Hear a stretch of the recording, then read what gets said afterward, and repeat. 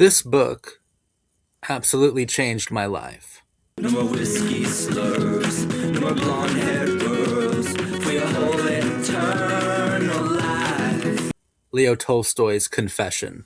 It's a short piece of religious writing from one of the masters of the written word, one of the all-time masters of literature. It's been some time since my last video, and that's because I'm adjusting to a new medication. Some stuff has happened behind the scenes, and my psychiatrist and I have decided to take me off of lithium and Seroquel, and I have started Latuda, or lorazepam, and I'm adjusting to it. I think it's actually going almost unbelievably well with this new antipsychotic. I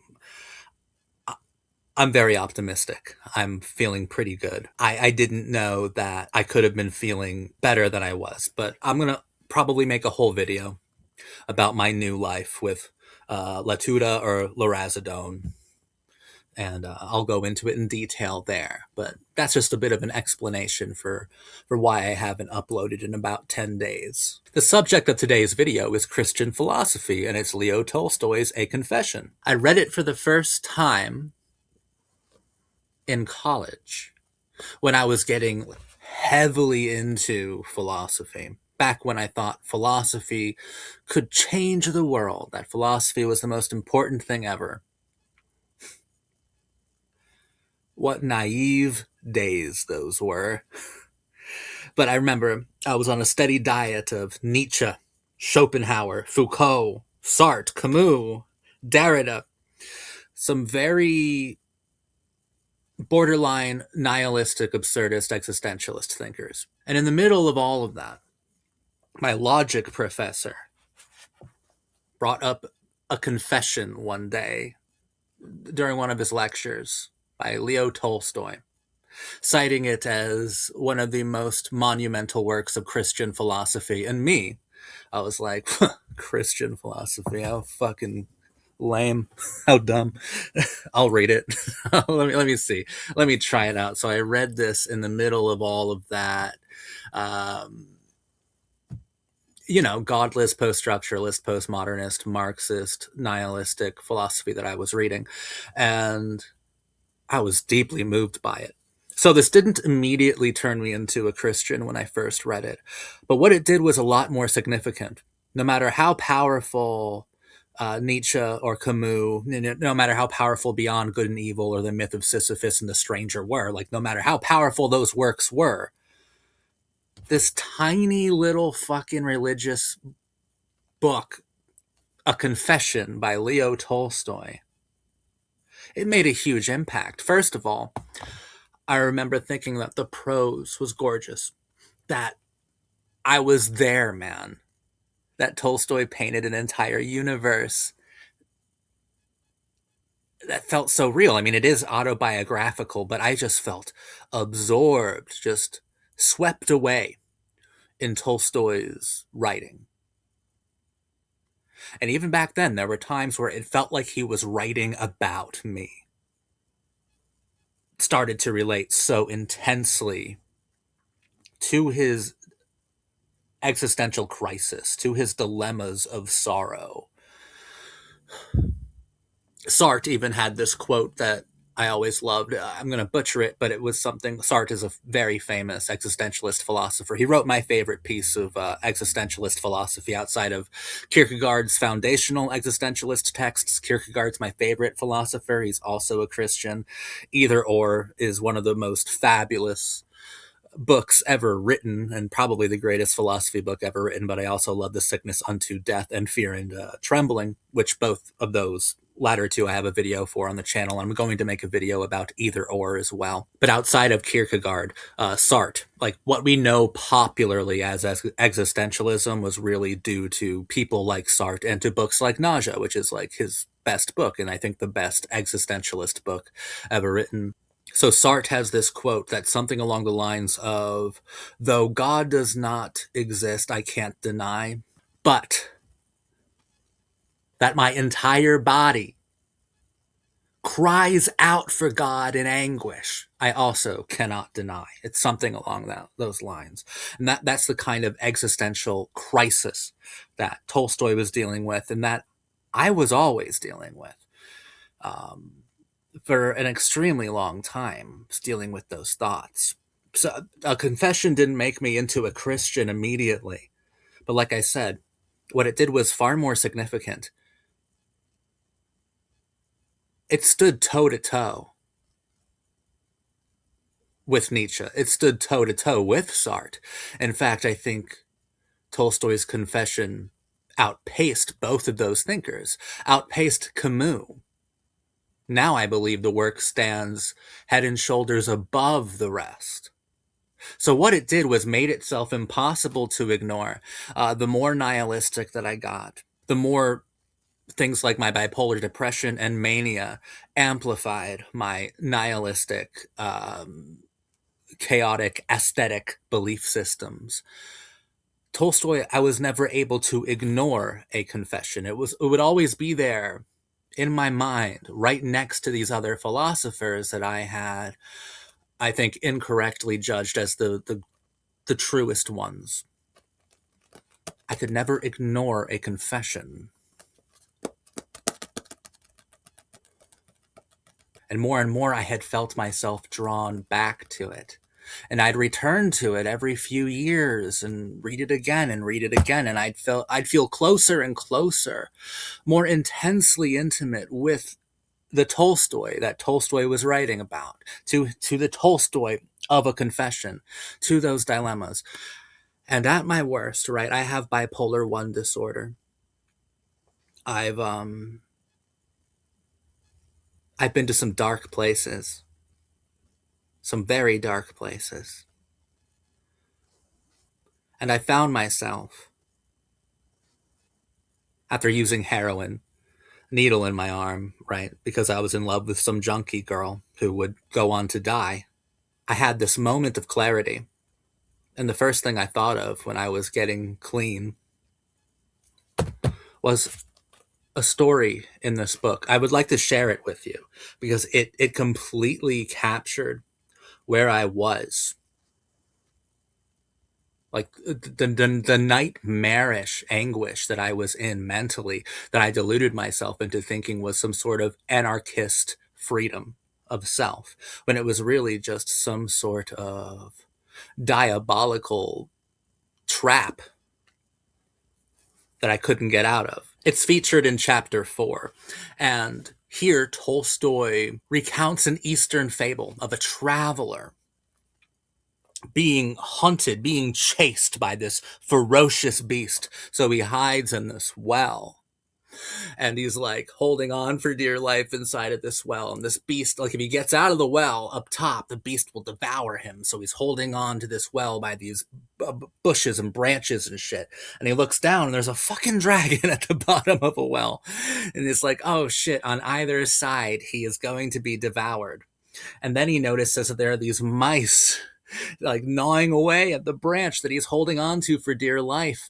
And there's this honey on the leaf of one of the branches. So he licks the honey to pacify him, to satisfy him. Because if he's doomed from above and from below, then at least he'll have some temporary satisfaction, nourishment, sweetness in the time being. But for Tolstoy and for me, that honey has grown bitter. That honey has lost its taste. Those 2 drops of honey, which more than all else had diverted my eyes from the cruel truth, my love for my family and for my writing, which I called art, I no longer found sweet. The delusion of the joys of life that had formerly stifled my fear of the dragon no longer deceived me. No matter how many times I am told, you cannot understand the meaning of life, do not think about it but live, I cannot do so. I have already done it for too long. Now I cannot help seeing, day and night chasing me, leading me to my death. This is all I can see because it is the only truth. All the rest is a lie. I remember years after reading Tolstoy for the first time, I remembered that fable, the fable of Tolstoy's, understanding that I was in that same exact trap. Well, a few stays in the mental hospital later, I returned to Tolstoy's Confession, and I was even more intensely connected to it. Tolstoy found a cure to existential hell through Christian salvation, and so did I. It took a very long time for Tolstoy's religious writings to really have a profound impact on me, but it ended up having the most profound impact ever. Now, do I think it's the greatest piece of Christian philosophy?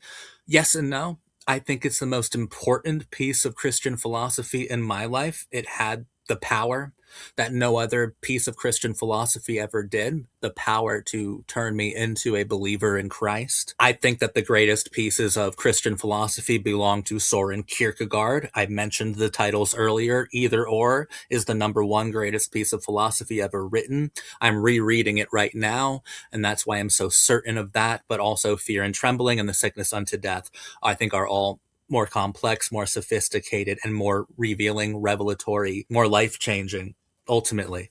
But this is the book that turned me into a believer in the first place. I reread it right now before making this video, and I mean, I think it hit the peak of its intensity where I decided to devote my life to God, which is the highest peak ever.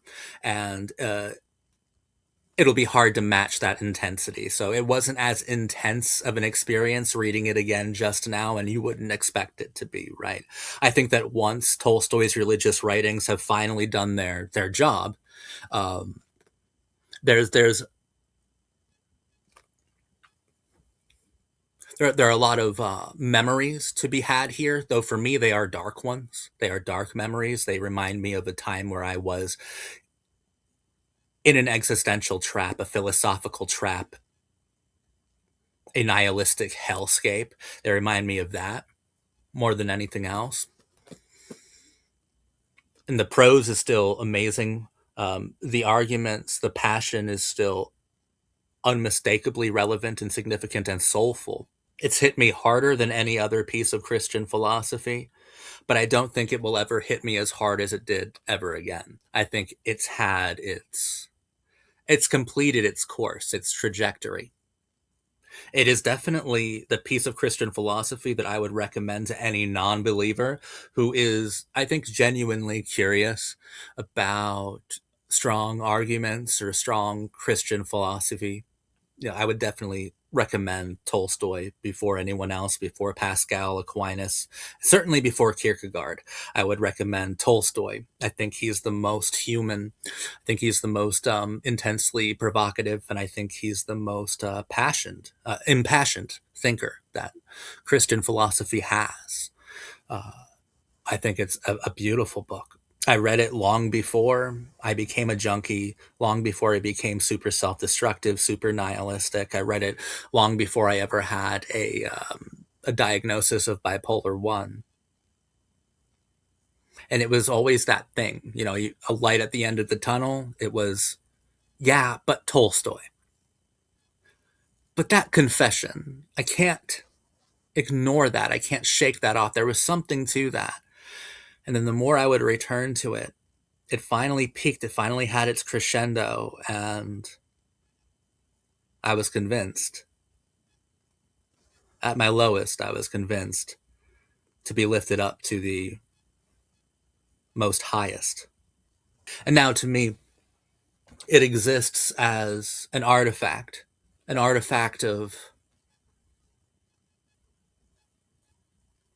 of depression, of mania, an artifact of me at my worst,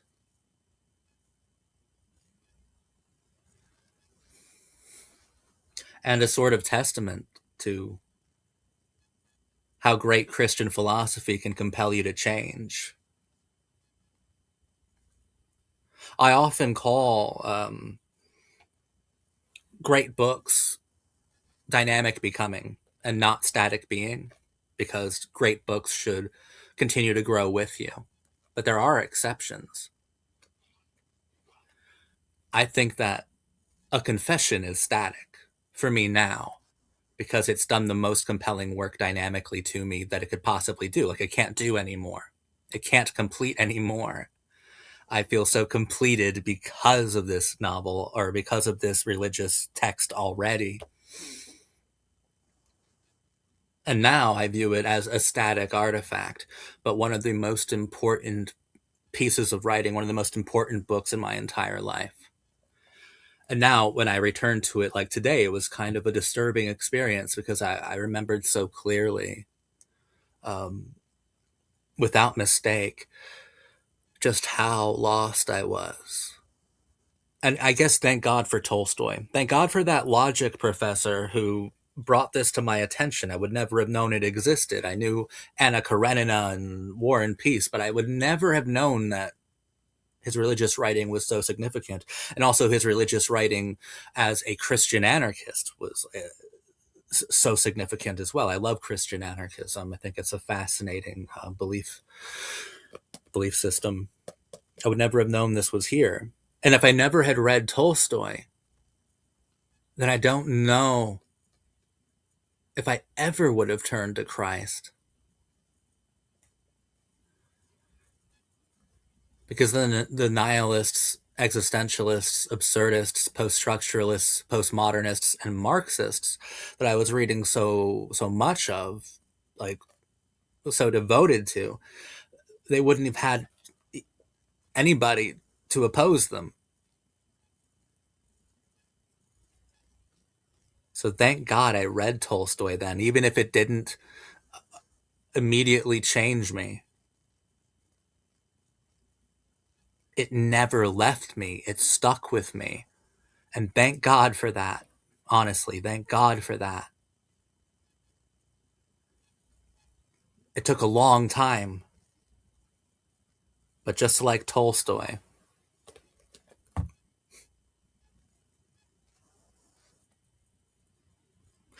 I found the meaning of life through Jesus Christ.